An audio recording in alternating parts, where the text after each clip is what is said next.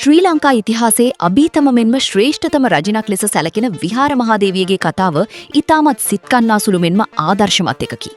එකල කැලණිය රජ කළේ කැලණිතිස්ස රජුයි. රජු අතින් සිදු වූ එක්තරා අත්වැරදීමක් හේතුවෙන් දෙවියන් කෝප වී මුහුද ගොඩට ගැලූ බව ඉතිහාසයේ සඳහන් වේ. මෙම මහා විපත්තියෙන් රටත් ජනතාවත් බේරා ගැනීමට නම් රජුගේ දියණිය වූ දේවි කුමරිය මුහුදට බිලිදිය යුතු බව දෛවඥයන් පැවසුවා. රට වෙනුවෙන් තම ජීවිතය කැපකිරීමට ඉදිරිපත් වූ දේවි කුමරිය රජදියණිය කී යනුවෙන් සඳහන් කළ රන් නැවක නම්වා මුහුදේ පාකර හරිනු ලැබුවා.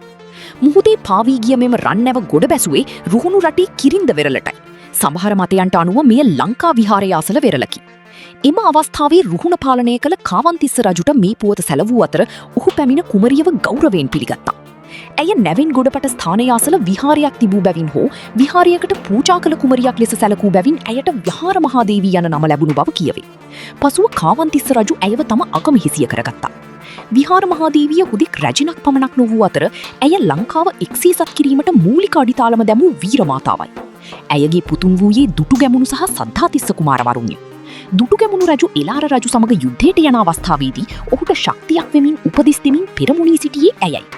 රට ජාතිය සහ ආගම වෙනුවෙන් ඇය කළ කැපකිරීම නිසා අදටත් ශ්‍රී ලාංකිකයන් ඇයව මහත් ගෞරවයෙන් සිහිපත් කරනවා. මෙවැනි අභිරහස් සහ ඇදහියනු හැකි සැබෑ කතා තවත් දැනගන්න අපේ පිටුව ෆොලෝ කරන්න.